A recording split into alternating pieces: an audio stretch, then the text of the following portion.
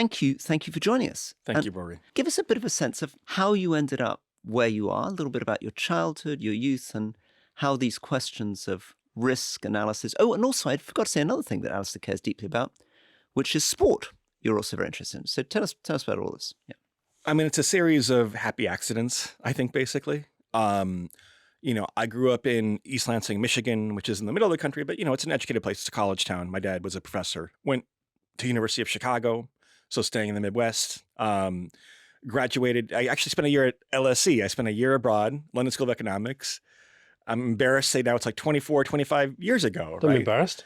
I'm not embarrassed, but like I come back here and I'm like, it's actually like more than half my life has been lived since I last lived in London. LSE, and then came back and hadn't really done very much planning, in part because I had so much fun in London in 1999, 2000, whenever it was. Took a job as a consultant for a firm called KPMG, doing something called transfer pricing consulting, which is every bit as boring as it sounds. That sounds horrific. But in the background, I was doing other things, one of which was developing a system to forecast how Major League Baseball players would perform, statistical projections. It used all the statistical software that I had downloaded for work, so it looked like it was real work when it wasn't. And the other is starting to play poker. This is when we had, like, in the mid-2000s, early mid-2000s, the poker boom years, or I think of it more as a poker bubble, really. A little bit maybe like the crypto bubble years later, where you have a lot of dumb money, I guess you'd say, in the system. So eventually go home and play online poker at night and win considerably more money than I was making at my consulting job, and was less and less effective, shall we say, at the consulting job. And so quit for a few years to go play poker online. What did you learn from poker and your passion for baseball and trying to predict how baseball players are going to perform? What did you learn from that you took into the predictive stuff that you do in politics? So it's pretty direct in the sense that, like, from the baseball side, you learn how to build predictive models, which is a kind of a rare talent. There aren't that many people that do that or that do that effectively. And from the poker side, you learn kind of the gambler's mindset of thinking in terms of probability. So, in 2016, to jump ahead a little bit, our model had Donald Trump with a 30%, I'm rounding up a little bit, 29% chance of winning. 28.6. 28.6. See, thank you, Alastair. 28.6. You had Hillary 71.4. Yeah. No, you got it wrong. No, we didn't. Okay, carry on. To a gambler, the question is, what are the odds relative to the consensus? Okay. So if we have Trump at between 2.5 to 1, call it 3 to 1 against, but the Vegas odds are 6 to 1 against, then you wager a lot on Trump because you have better odds than the consensus. And most of the time you're wrong, but when you're right, you make 6x your money, which more than compensates for the times that you're wrong. And so for me, this is like the most natural way to think about it in the world. People in the politics space, the community I call the village, cringe a little bit. Yeah. And Nate, just help us just on this a little bit. So obviously we would think a straightforward way that we're rolling dice and giving a probability on a dice roll, pretty straightforward, right? A 1 in 6 chance of getting the number. When you say there is a 28.6% chance of Donald Trump becoming president, it's not exactly that a dice is being rolled. What is it that affects the probability? And what would it mean to be right and what would it mean to be wrong? I mean, because to some extent, there's a common sense in which Alastair's got a point, right? I mean, you've also got a point that you did better than other people, right? Basically what you're telling us is that the others had an even more gloomy view than you did, right? But presumably there could be a sort of deterministic mindset that could almost say, well, yeah, if you're not over 50% on him winning, then you've missed something, right? Well, what it means is that every media outlet in the country conducts its own polling and reports on the polling. So essentially the model is handicapping what is a chance that the polling is wrong by enough to cause a change in the result, right? In that election, Hillary Clinton had a narrow lead in the polls that people mistook for a large lead. And also there are other more fancy mathematical properties. Talk about the first thing. What do you mean a narrow lead that they mistook for a large lead? That polls are imperfect instruments, that if you have a 2-point lead, say in Michigan, which is a pivotal swing state, or a 3-point lead or whatever else, in practice, the polls miss on average by about 4 points. Therefore, you're not safely outside the margin of error. Whereas by contrast, in India, there's an election earlier this year where Modi vastly underperformed his polls, but because he was ahead by 30 points, they still managed to keep a coalition government, right? The BJP actually was not able to keep a majority of their own, to get a little technical here, but that was more robust to a polling error. Or in 2020, Joe Biden's polls actually overrated him by more than Hillary Clinton's had, but he had a much larger lead, and therefore he was safe. So it's a bit like this is margin of error stuff. Is that... Well, I want to steer people slightly clear of I mean, that's the right concept, but in practice, the margin of error assumes that you have an equal chance of reaching anybody in the target population. That I pick up the phone and randomly dial a number, and everyone answers the phone and say, "I'm so excited to talk to a pollster," and I'll be extremely honest with the pollster. And that's not how it actually works, especially not in the U.S., a country where we have declining social trust. So what our models do is figure out empirically, based on how accurate have the polls been in the past. We go all the way back to 1936, at a time before you even have telephone penetration. And based on that, how likely is it the polls will be wrong this time around? So you kind of first became well-known and prominent because you accurately predicted virtually every state in the 2008 election. And that became sort of quite a big deal. But actually, if you think about going into the election that we're going to have on November the 5th, we can predict most states now. I predict that Donald Trump will win Alabama. I predict. Yeah, exactly. And who's going to win California? Kamala Harris. Correct. So we can predict a lot of those. So as we go into this election, how many of these states are actually quite difficult to call right now? A couple of months ahead. 7, 8, 9, 10. I mean, 10, up to 10. Maybe. So Pennsylvania, Wisconsin, Michigan, Georgia, North Carolina, Arizona, Nevada are kind of the 7 core battlegrounds. Right.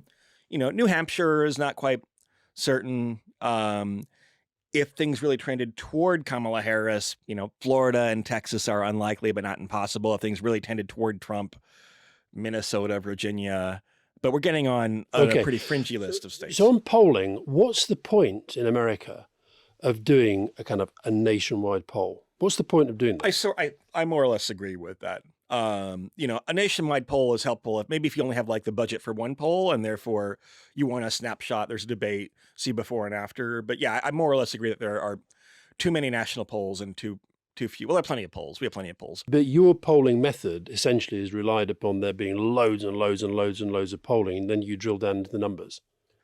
It helps to have more data, but the model's trained dating back to 1936 in years where there was very little polling. So, we had a situation where Kamala Harris replaced Joe Biden, and the model had to handle conditions where there's less polling. And so, but it's kind of common sense. When you have less data, there's more uncertainty. So the margins of error, and again, I'm using that term loosely, but the error bars are wider. You mentioned the states that are kind of possibly in play. If there were if you only had one poll and you're going to go into one state, are you going to go into Pennsylvania? Is that the place you've got to work out what's happening? Yeah, Pennsylvania. One of the fancy things that our model can do is do the math on if you simulate the election 40,000 times a day, how often is one state what we call the tipping point state, the state that provides the decisive electoral votes, and Pennsylvania is a tipping point state around 35 or 40% of the time. So it matters, not quite as much as all the other states combined, but it matters a lot. Which kind of speaks to what a crazy system it is, doesn't it? Yeah, it's I think a relatively hard to defend system. Although the defense is that maybe we don't want federalized elections. We want checks and balances on power. This is something designed in the American Constitution. But it creates skews. Yeah, Democrats have won the popular vote now 4 times in a row, and they'll probably win it a 5th time in a row, but they haven't always occupied the presidency. You touched on so many different bits of our culture, this kind of culture of the 21st century, and one of them is that you link us from politics into the whole world of Silicon Valley and Elon Musk, and I guess through that, AI and Sam Bankman Fried. Tell us a little bit about that culture. Give listeners a sense of who is Elon Musk, who is Sam Bankman Fried, what are their personality types, what's driving that part of our cultural civilization? So in the book is kind of a literary device. I kind of create a map of two regions, one of which I call the Village. So the Village is the East Coast progressive establishment, New York Times and Harvard and government when there's a Democrat in charge, think tanks, policy people, all that. What makes them a village? Well, it's very small. So the book describes two groups of elites. This is the 1% versus the 1%, and the 98% of people are maybe going to casinos now and then and things like that, but are not part of these warring tribes. But the Village is community oriented. In the Village, you're very concerned about your social standing. You're very concerned about being canceled, is a term that sometimes gets used in the United States. You don't want a lot of dissent. You probably want, the Village is progressive. They probably want Democrats in the U.S.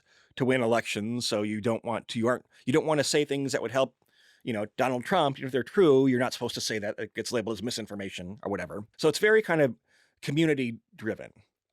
Whereas the other community that I call the River is this group of calculated risk takers. It includes Elon Musk, it includes Sam Bankman Fried, plus lots of people who are not quite as insane as those two.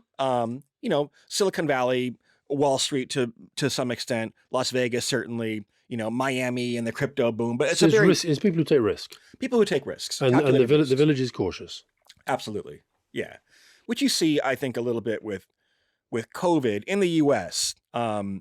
You go to Washington, D.C., and schools are closed for a year and everyone's wearing masks, right? You fly down to Miami, Florida, and it's as though nothing had changed whatsoever. And to tell us a little bit about this group, the risk takers, who you call the River. Tell us a little bit about their mindset, in particular, these people sort of more upstream in your River, and some of those big names. Bring to life the mindset of the Elon Musks, particularly, I think, because we're talking a lot about him on the podcast at the moment, particularly because of the positions he's taking on Trump, the positions he's taking on Brazil, the position he's taking on UK riots, etc. Yeah, so to start with Elon, it combines people who are extremely analytically minded with people who are extremely competitive, right? Like Elon can't stand to lose. There's an anecdote about him playing poker where he goes all in, hand after hand after hand, till he finally wins, and then he gets off in a huff and says, "I finally won," after you spent, I'm sure, $100,000, and then quits. Having lost a lot of times. Having lost a lot, right? The time he wins, he pulls out of the game. Is he any good at poker? He's terrible at poker. Right. Yeah. I'm sure it'd be good if he applied himself, but Elon's a little bit unusual in that he kind of has this very rigid engineering brain, but still, he's such a risk taker. Although we should always say, if you have $220 billion, you're not really taking that many risks, right? You blow it up. You took it for you to get there.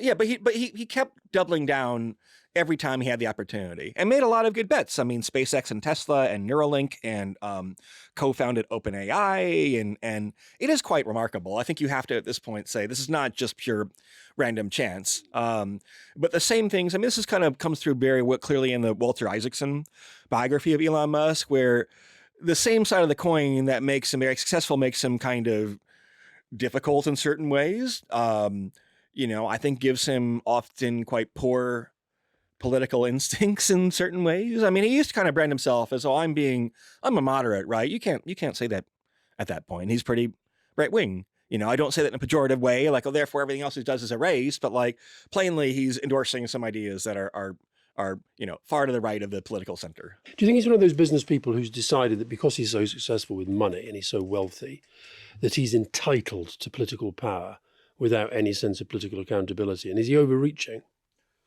I think yes and yes. And I think also, look, I have friends who play, who work for hedge funds, who are on Wall Street. I played in venture capitalist poker games. And the one thing the River is pretty good at is actually, or the Village rather, is politics, right? The Village is kind of designed to achieve political success. And so, yeah, I mean, the River often has like poor instincts for what type of candidates will sell to the American people. J.D. Vance, for example, is a former venture capital guy, although he's also a best-selling author, so a little bit complicated. Or when Michael Bloomberg ran for president, although I guess with the Boris Johnson model, maybe here, I don't know. But Michael Bloomberg was not very successful as a presidential candidate and won American Samoa, the one caucus, and spent $1 billion, and that was all he won. He won a few 6 delegates or something like that. So just to develop this a little bit more, why do you think Musk has endorse Trump? What does he think is appealing about that? What's exciting to him about that vision? So on the one hand, there's a way in which it's kind of very banal and rational, which is that,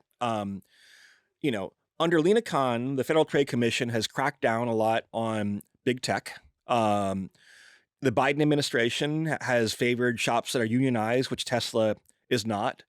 And California and Democrats kind of stand for higher taxes, and he's a rich guy who'd rather have lower taxes, right? So on the one hand, if you understand the whole history of, Republican Party in the United States, the business cream of the crust magnates have always been Republican, except for this kind of odd exception during the Obama years, I suppose. But I also think, people don't understand, if they're smart, how addictive the grasp of social media can be, even to extremely successful people. And plus, in the river, you're cultivating disagreeableness, right? It's seen as being good to be contrarian, to think for yourself. And I'm not putting scare quotes around that. Those are values that help in Silicon Valley. And combine that with being surrounded by yes people, when they're kind of trimming Twitter, now X, I guess, down to 15%, 20% of the former staff. And Elon fires all the people who are not true believers. And it's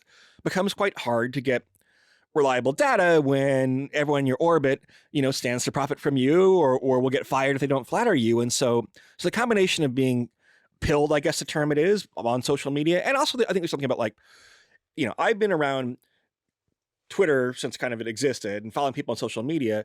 I think there's a feeling that if you go from being seen as a liberal to conservative, it feels almost like naughty. You're like, oh, now I can say all these pent up things that I always wanted to say, right? And it's hard to actually be an actual moderate, right? To not kind of go down the rabbit hole. And I think he's failed at that. Where are your politics? Where do your politics lie? So I would describe myself as kind of a liberal in almost the European sense of the term. So, I'm an American. I believe in free speech. I believe in democracy. I believe in rule of law, that kind of classic Enlightenment liberalism, but also a generous welfare state. I think the world is wealthy enough, at least in the West, to afford that. I think to some extent, even if you want risk taking, to give people second and third and fourth chances and a safety net enables actually, more risk taking. You're sounding quite villagey on that. I think the village in the U.S. at least, I think some strains of progressive politics where people talk about like equity and not equality, I think it's illiberal. I think that the crackdowns on free speech are illiberal also. I don't want to get too much into the whole kind of quote unquote wokeness thing, but I think, I believe actually, I quite like you to, because I don't think we really understand why this has become such a thing. And it seems to be a much bigger thing in America maybe than here. So what is this woke debate that's going on in America? Look, I think one thesis I endorse is a notion of kind of elite overproduction, which is that you have all these kind of jobs in media and academia, and actually these are not growing fields necessarily. I mean, here you go to the media and it seems people are very, very literate in Britain, and all these, the Financial Times is a beautiful building. The BBC is a great building, right? In the US, apart from the New York Times in particular, the media is struggling for the most part. And so when you have a shrinking pie, people fight over it more and more. And I think ultimately that wokeness is kind of anti-meritocratic. That it doesn't want this competition, that it kind of, in that sense, I believe that it is kind of from a tradition of the left wing, I suppose. But instead of being oriented around class, then it is oriented around groups of identities. Do people genuinely feel that they don't have freedom of speech in the United States? They genuinely feel that? I think there's plenty of freedom of speech in the US. I think there are acts of censorship by social media platforms that have proven to be incorrect. For example, it is now debated by the international community what the origins of COVID were. So to censor one side of that debate, I think was wrong. For a relatively minor scandal, there was censorship of Hunter Biden, Joe Biden's son, and a scandal involving things on his laptop that were censored by Facebook and so forth. But yeah, look, I mean, you see differences where if X is kind of turned off in Brazil, or you see the founder of Telegram arrested in France, for example, or you see in the UK. I mean, I don't follow every detail of every case, but Americans can't complain too much when it comes to freedom of speech per se. And what we're talking about there is just systems having rules, which kind of we need, don't we? Or is that too villagey? America are the rule breakers, right? And it is interesting. I mean, again, I lived here 25 years ago as a student, and you have seen differences in cultural preferences where 25 years ago, per capita, the UK and the US have more or less the same GDP per capita. Now the US is about 75,000 US dollars per capita, and the UK is around 45,000 US dollars, not pounds. That's a big gap. On the other hand, the UK has life expectancy about 4 years longer than the US. So for some reason, in the US, we kind of said, we're going to keep breaking the rule. I mean, you come here and you kind of see it's a more rules following culture. Yeah. I mean, maybe not compared to Europe or something, but compared to the US. And you've seen a connection, you see a connection, don't you, between American appetite for risk and lower life expectancy. What's that connection? I mean, in some ways, it's very literal, right? It's like faster cars driving at freeway speeds and more consumption of opioids and more guns and a more free market healthcare system. I know the NHS has issues too, but there's more inequality of healthcare outcomes in the US, where before Obamacare, if you lose your healthcare, you lose your job, rather, you lose your healthcare. And there aren't the guardrails that you have. I mean, I kind of literally think of like you go to like the tube and like literally there are the guardrails preventing you from falling over into the tracks. You don't have that in the New York subway. It's kind of buyer beware very much. One of the other things that you've talked about, was rather interesting, is you went to see Sam Bankman Fried. So he was for listeners, just to remind him, he was the great $23 billion young crypto star who was also absolutely central in creating a lot of the effective altruist movement. And that connected me because I was the president of Give Directly, which came out of the effective altruist movement. And you were with him just after the whole thing blew up in an astonishing way. Tell us a little bit about this cultural icon. What was this man like? What did you see in him? What did he tell you about our civilization and culture? I mean, it felt a little bit like The Wizard of Oz, where by the time I arrived in the Bahamas, it's been a week since they declared bankruptcy. There are only 4 FTX employees left behind, 2 of which are SBS parents, in this kind of giant gleaming penthouse in the Bahamas. Although for context, this is actually quite far removed. It's not, if you go to the Bahamas ever, you probably go to Nassau, the cruise ships or the casinos. This is the other side of the island. It's a nice facility, but it's isolated and remote. And yeah, you kind of walk in and Sam is asleep. So his mother has to like wake him up apparently. And he kind of comes down in his FTX shirt, kind of quite, slovenly dressed. And like, it was just a very weird experience. It's this giant echoey penthouse and it's getting dark out by this point. Right. And so kind of I'm recording and I'm a journalist. So I'm trying not to alter the mood too much and letting it get darker and darker and see how his mood changes. But yeah, I mean, look, the book is very unsympathetic to Sam, including the effects he had on effective altruism, which I have complicated feelings about, but I think has its heart in the right place at the very least. But he had gone through this kind of spectacular turn of fortune, which must feel very surreal, where he was like cavorting with Tom Brady and going to the Met Gala and the fact that everyone vouched for him. And we have the term the bystander effect, where, all these credible people are in his orbit. Therefore, no one's actually doing the due diligence on the deep flaws with his business enterprise and really his thinking, I think, too. So why did he want to see you? I think the short answer is that he was lonely. Maybe a slightly longer answer is that he thought, well, at some point, we're going to have to face kind of either the court of public opinion or a literal court at some point, and maybe he's trying to audition arguments. And what did you learn about him? I mean, who was this guy? What was he doing? What were his strengths? What were his weaknesses? How did this thing all go wrong?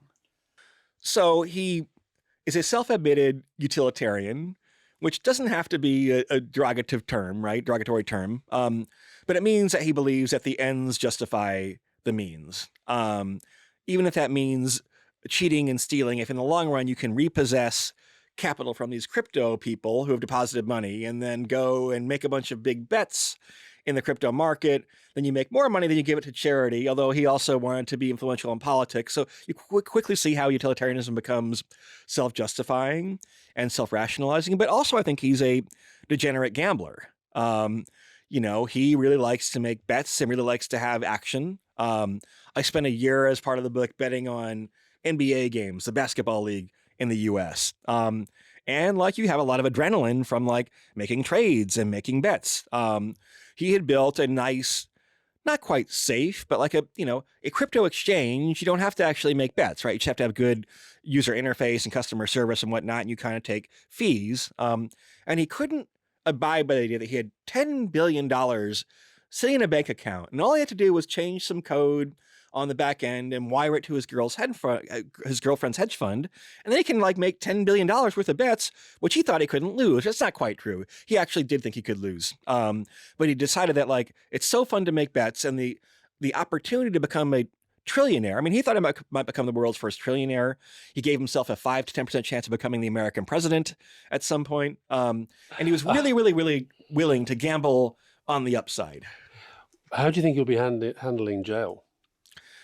Maybe he'll be a bit crafty and entrepreneurial, I suppose. I talked to his co-founder at the original Alameda, who was named Tara McCauley, and she said that actually Sam is kind of a person who doesn't enjoy, he self-diagnoses as having anhedonia, which means an inability to feel pleasure, right?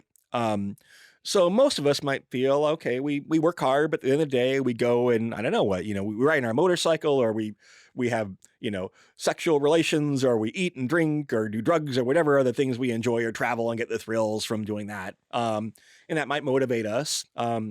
Sam seems to not feel those things as much. To him, being in like a nice prison might actually be in some ways just fine. There's order and routine. I mean, again, his ex-co-founder told me on the record that he thought maybe going to prison wasn't that much worse than his everyday life, because there are these kind of people thought, oh, it's Bahamas, it's party central. Like, I think Sam is not somebody who's a big partier, for example. He's about kind of work, and I think he derives his thrills from trading and gambling, but not from like pleasures of the flesh, so to speak. Tell us a little bit about gambling. I mean, that's another very big feature of every civilization, but also particularly of our culture. And you were a gambler. Tell us about gambling. Tell us about the difference between being a professional poker player and somebody who bets on politics. I think all these distinctions are fluid. And one of the more obvious, I suppose, conceits of the book is that, the big successful people and the big failures in Silicon Valley and tech are fundamentally gambling. Now, they're gambling with bets that have a positive expected value in the long run, which you're not if you're playing roulette or something in a casino. But the personality types all across the river are more similar than I expected. Look, gambling is also interesting on its own as a cultural phenomenon. Every culture, almost every culture, probably 90% of cultures throughout history have some form of gambling. It was related to divination originally, of trying to understand fate and things like that. The fact that different cultures have different forms of gambling, where the UK kind of sanitizes a bit, right? You have like the bookmaker on the corner of the street, right? You have a lot of ads for gambling. But these nice kind of, we kind of in the UK, they kind of civilize vice a little bit. Whereas in the US, we celebrate it. We have the biggest casinos in the world, outside of Macau, at least, in Las Vegas. But you couldn't bet on sport until recently. You couldn't until recently outside of New Jersey and Nevada. That's true. Yeah. So you don't have that embedded in the nationwide culture in the way that we do. But now that you can, of course, Americans go away overboard with it, right? And we've had multiple betting scandals. Shohei Ohtani, maybe the best baseball player in the world. His interpreter was a degen gambler who bet $15 million of Shohei's money on non-baseball sports, or so he claims. We had a player suspended for life from the NBA for trying to win player prop bets where you get 2.5 rebounds and not 3 rebounds by faking injuries and things like that. And the proliferation of advertising is, in the US, we tend to go all out, or all in rather, on ththings. And if I'm right, the two biggest betting markets ever in the world have been the last 2 American presidential elections. I believe, and it's getting bigger and bigger. And by the way, I should disclose, I consult for a prediction market called Polymarket. Right. Which is an online betting site for politics, or more or less, yeah. And so, but it's there's serious money in this, and people are like actually wagering a lot. And but again, I would say like people on Wall Street, because everything is political risk and geopolitical risk. Like Wall Street has been forced to analyze what's the risk of Trump winning again, or of Kamala Harris winning, and various combinations of Congress and things like that. I mean, they were worried about the UK election and India and France and all these places too. But like, if everything becomes politics, the financial markets need to price in political risk, and betting markets are an efficient way to do that. One of the things we've been talking about a lot recently in conversations is where we think the world is going in 10, 15 years' time, and in particular the balance between democracies on the one hand and populism or autocracy on the other. From your point of view, if somebody asked you to make that kind of prediction, sort of 10, 15-year big picture view on whether the world's going to get more democratic or more autocratic, is that something you can even make sense of with numbers? What would be your response if somebody asked you to make that kind of prediction? I don't know you can make sense of that with numbers very much. I mean, I suppose the book does a little bit of rumination on kind of where we stand as a society now, and I'm worried for liberal democracy, I suppose. I mean, the conceit of technology is that, which I agree with, I'm a techno-optimist, is that for many generations, technology has helped lift human beings out of poverty and extended human lifespans and improved quality of life. And we've even been generous enough to expand rights to people who aren't just, straight white men, slowly, a little bit at a time, not enough, obviously. And it's all kind of gone quite well, but you can make real cases for stagnation in the West. You look at EU or UK GDP, and the pie is not growing particularly fast. You look at US lifespans, especially for men, and they have leveled off. The pace of innovation, well, things are impressive. I mean, certainly, I rode in a driverless taxi in San Francisco 2 weeks ago, and I'm like, okay, we actually are making progress still. This is very futuristic and cool. But in other ways, like the recent round of technologies, social media, is that from a utilitarian standpoint net positive for society? I think probably not. Mobile phones, I think probably yes, especially in the developing world, but maybe for school children, I think the evidence is maybe not potentially. So although there are things like Ozempic seems to be a very good pharmaceutical, and mRNA vaccines did a lot of good. So we do see progress, but it's a little bit more even-handed. And then also I worry about even though I'm kind of I'm like a University of Chicago, which is kind of a neoliberal, economic school, right? That was my undergrad degree. I'm an unapologetic neoliberal, I suppose. However, when you have the wealthiest 10 people in the world getting wealthier by 20% per year, well, I know how compounding interest works, and that becomes very wealthy indeed, where they're kind of eating the world, and functionally speaking, Elon Musk is almost treated like a quasi-governmental entity, right? That the government of Brazil needs a policy, I disagree with, by the way, but a policy of an Elon Musk containment policy, in essence. And the British Prime Minister, Rishi Sunak, sits down, and it wasn't clear who was the more powerful figure as they sat on stage together. Absolutely, right? And that's probably genuinely debatable whether Rishi Sunak or Elon Musk actually has more power over the fate of the world. And that to me seems, I don't know. I mean, look, in some ways, liberal democracy has been remarkably resilient, and there are reasons for that, but it hasn't been that long, right? I mean, progress has only occurred. If you look at growth in GDP, for example, there was no progress for 95% of human civilization. Then around the time of the Enlightenment, the Industrial Revolution in the 1770s, 1780s, roughly, you begin to see a spike in progress. It's continued on ever since, but I don't know that we're necessarily guaranteed that exactly. And, with AI in particular, most technologies are disruptive because fledgling startups are able to found them and disrupt these big bloated enterprises, right? With AI, because the amount of computing power that you need, and it's very much more a winner-take-all technology. So, Meta and Google and Amazon and the Chinese government, OpenAI, Anthropic, right? Those 6 or 7 basically are going to gain even more power to the extent AI is more powerful, and that's a change from the traditional paradigm of disruption in Silicon Valley. My final question, 2 questions in one. Who do you want to win the American election, and who is going to win it? So I will be voting in New York, where my vote doesn't really matter, for Kamala Harris. And for me, I'm fairly centrist. To me, the decision is simple, which is that I thought that January 6th was horrifying and disqualifying. If Biden had run, I thought it was profoundly irresponsible to nominate someone to be president who was 86. I would probably have voted for some third party. But I have no disqualifying reason to vote against Kamala Harris. I do have a disqualifying reason for Donald Trump, and so that's how I'll vote, and I'm transparent about that when I make our forecast. Look, if you had an election today, Harris would be favored narrowly. I think on November 5th, which is election day, closer to 50-50. If anything, her momentum has stalled out a little bit in the polls recently. For this purposes of this broadcast, I'm going to say 50-50. The reason being that, like, somebody's got to win, though. Your famous 538, that was called 538 because that's the Electoral College. Yeah. Somebody's got to take it.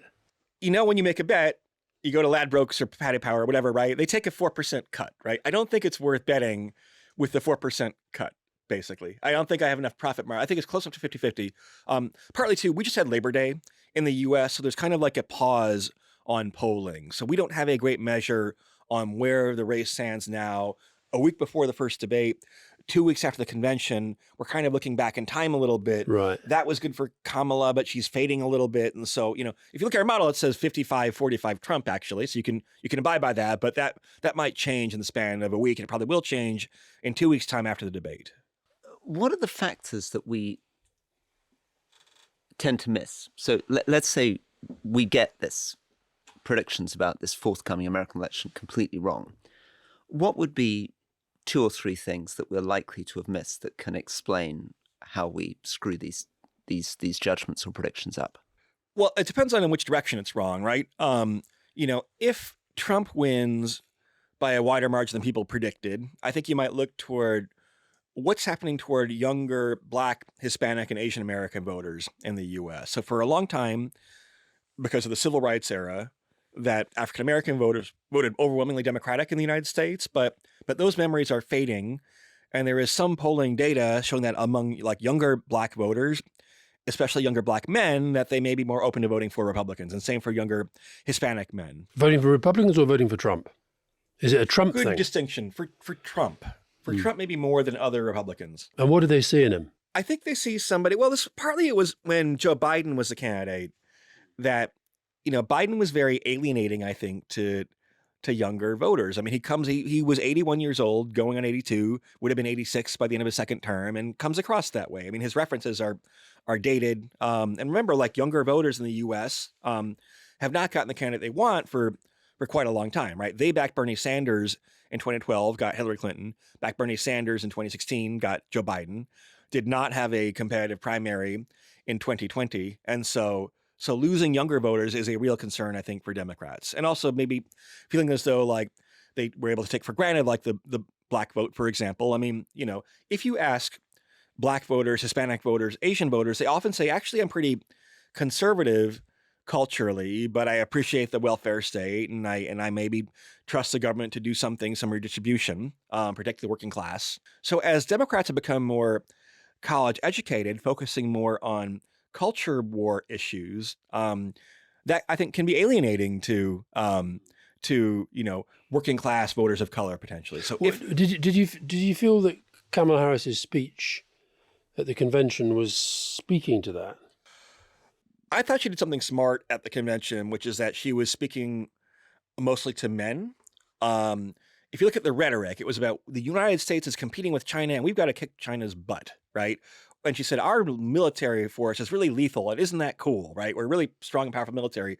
An unusual speech for a Democrat, unusual speech for a female Democrat in particular. And she did not talk about like race or gender, unlike Hillary Clinton, who comes out in this white dress and is introduced by her daughter and, glass ceiling shattering animations. When she clinches a primary, there's like a glass ceiling literally on the screen that's shattered, right? Kamala Harris did none of that, did not mention gender or race very much at all. And so I thought it was a smart play to go for the center potentially. And why do you think it's faded a bit since then? I think in part because she had a period of several weeks where Trump seemed very much on his heels and her press coverage was very good. I mean, people have short memories in the US and the media is impatient. Like ultimately people are correct that the media suffers from some degree of groupthink, and we have these really long elections. This is for us a short election, only 5 months, but it's not 5 weeks like you have here. And so the narratives change and the storylines change. I think they were maybe caught like a little bit flat-footed as far as like they were going off vibes, right? They were going off momentum and not providing a lot of policy substance. They were very slow, the Harris campaign, to do interviews. I think they got a little bit paranoid, actually, where the Biden campaign was very reluctant to have Biden do media hits because he screwed up half of them. Harris doesn't have that issue. I mean, she might not be the most natural politician in the world, but you're not running an existential risk anytime you go on television with Harris like you were with Biden. And so, she retained a lot of the Biden advisors, which I think was a mistake. I think anyone who worked for the Biden campaign should never work in politics again, basically. It was one of the worst run campaigns, one of the worst ideas to try to run this man who was clearly too old, right? Like they should all be banished off to Crete or something, as far as I'm concerned. So you've talked to us about some of the ways in which, if Trump won by a bigger margin than predicted, that might be because we've underestimated young, male, Black and Hispanic votes. If the Democrats win by more than we currently anticipate, what might we have missed? I think you might look at enthusiasm. I mean, clearly it's an advantage to have, so Democrats are the people, the political junkies are mostly Democrats now, and political junkies turn out and vote. So we saw in midterm elections, for example, or we have various special elections, which I guess you call by-elections here or something. Democrats tend to do very well in those. They're raising lots and lots of money. They have booked more advertising in the closing weeks of the campaign. They'll probably have better data and turnout operations. And so, yeah, I mean, it would kind of be, hey, actually being like the educated party that has really motivated voters is actually quite an advantage potentially. Also there are, maybe you'd say the pollsters are so terrified to underrate Trump again that they wind up underrating Harris instead. That wouldn't be completely shocking, I suppose, from a psychological standpoint. Okay, my final one then, and then back to Alastair.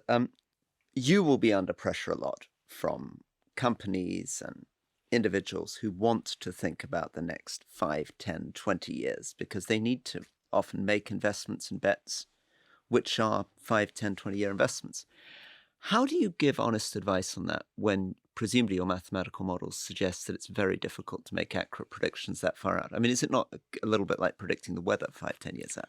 Well, I mean, weather's a good analogy, right? Where we can, at high fidelity, forecast the weather about 3 days out, right? And somewhat high fidelity forecast the weather about 10 days out. But long-term weather forecasts are not much better than random. No. So part of what you're trying to do is, where do you have an edge? And often when you have an edge is in short-term forecasting. So on election night, a lot of money will be made or lost based on who is able to read the initial data that comes in from certain states or precincts and extrapolate that on election night to who's going to actually win the Electoral College when it's declared a day or two later, right? So that's the kind of thing. Yeah, people don't have a good sense for the degree of difficulty involved in long-term versus short-term predictions. I said my final question earlier. I'm just going to have one last one. You mentioned J.D. Vance, who has sucked up a fair amount of attention since Trump appointed him. First of all, do you think that was a mistake to appoint him?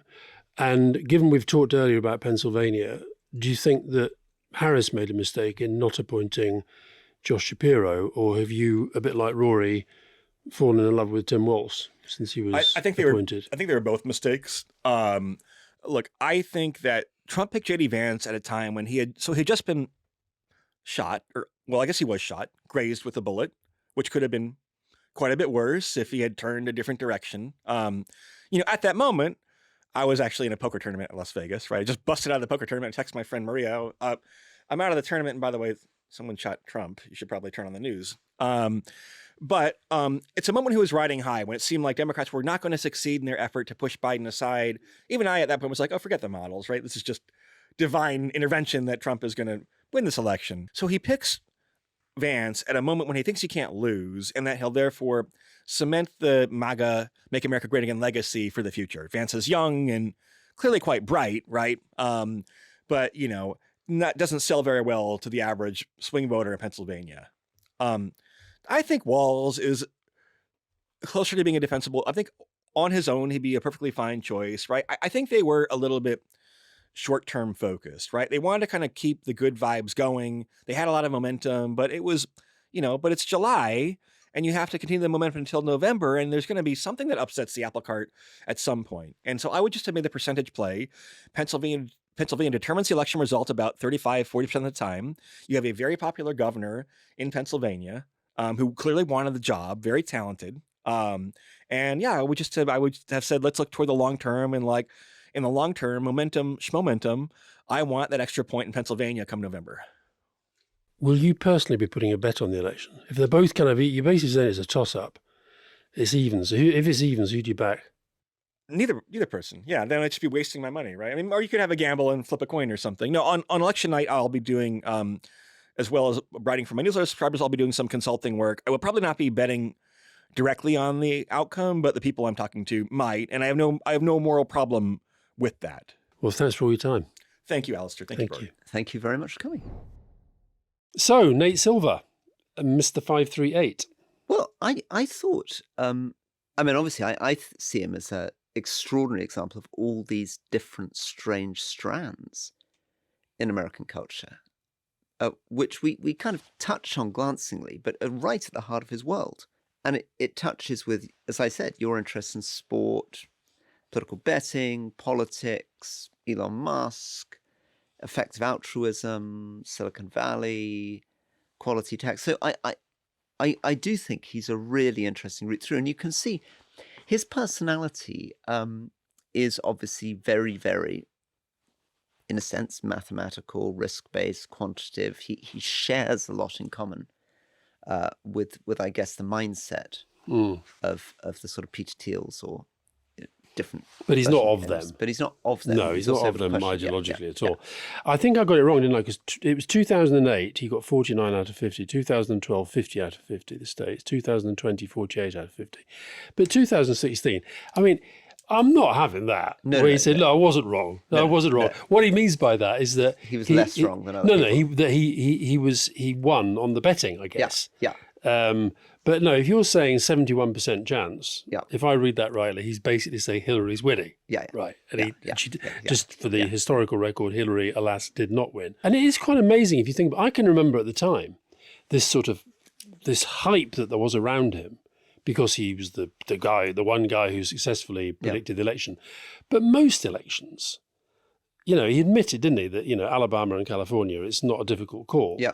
So, and I thought he was quite, are there really 10 states in play? Well, he said something pretty marginal. Yeah. And he was pretty good you were good on pushing him on Pennsylvania. I remember, though, I mean, I don't know, like me, you sat up through that night of 2016, and there was a New York Times tracker. And given that Nate was central to the New York Times team, I don't know to what extent he helped design that tracker, but there was this awful thing where they had the probability of Hillary Clinton winning. And it kept going. Yeah. I mean, it sort of started the 90s, I remember 95% chance. I know, just through the night it was going down and Trump was going up. I remember that now. And presumably this is one of the reasons why you're a bit skeptical about polling. I mean, obviously a lot of pollsters listen to this, get very angry with us saying this. But again, the truth of the matter is people basically got 2016 wrong. They got the Brexit vote wrong. They got the 2017 British election wrong. Right?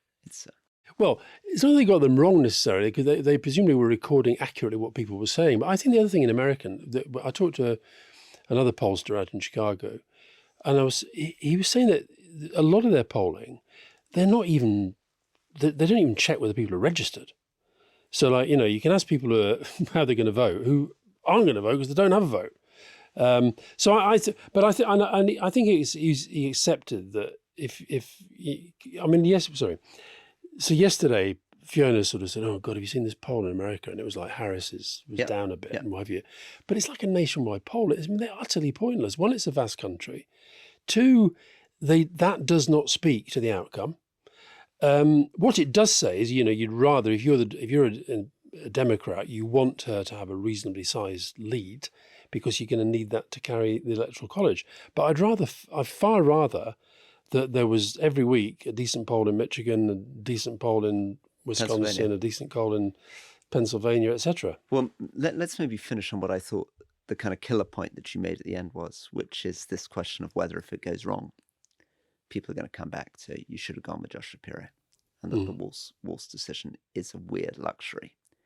A governor of a state that doesn't really matter in this election, that's voted against the Republicans every election since Nixon in the early 70s, my whole lifetime.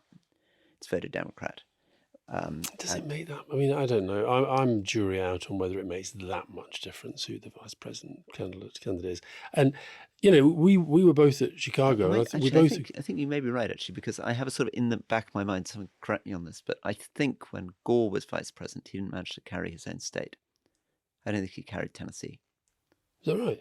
Yeah. No, but it's also, I think there's so much focus on it. I think he might be right that Trump didn't really care about who was his running mate, and he just, all those Peter Thiel people saying you must take Vance, you must take Vance, you must take Vance, and he took Vance. I think he probably is regretting it. Whereas I think that, we were both in Chicago. If you're thinking about the people that have to be won over, we both saw Shapiro's speech and Tim Walz's speech, and everything you saw about Tim Walz at that convention, there's been a couple of hiccups since, but everything you saw was like, you'd have said he was the better, he was the person who was going to appeal more to more people. Communicator. Yeah. So anyway, maybe he's right. The thing we know is that whatever the result, it will be more complicated than one factor. It will not just be down to whether, Also, it's interesting that he said that Trump, January the 6th, disqualifies him from ever even thinking that he could vote for him. I mean, why aren't there more people like that?